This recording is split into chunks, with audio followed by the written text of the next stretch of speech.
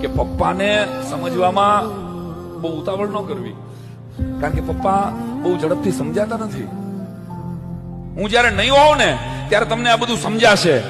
આવું જયારે પપ્પા કહેતા હોય છે ને ત્યારે સાવ સાચું કહેતા હોય છે. હું જયારે નહીં હોઉં ત્યારે તમને આ બધું સમજાશે. આવું જયારે પપ્પા કહેતા હોય છે ત્યારે એ સાવ સાચું કહેતા હોય છે. પપ્પાના ચશ્મા દુનિયાના ઝાડા ઝઘડા ખાડા વધારે ચોખ્ખા દેખાય છે. પપ્પાની સાયકલ ઉપર બેસો ત્યારે દુનિયા જે લાગે છે એવી દુનિયા તમારી 40 કરોડ 40 લાખની ગાડીમાં પણ નથી લાગતી. રૂમાલ આપ, પાણી આપ, ચશ્મા ક્યાં છે, મારો ફોન નથી મળતો, મને છાપું દે.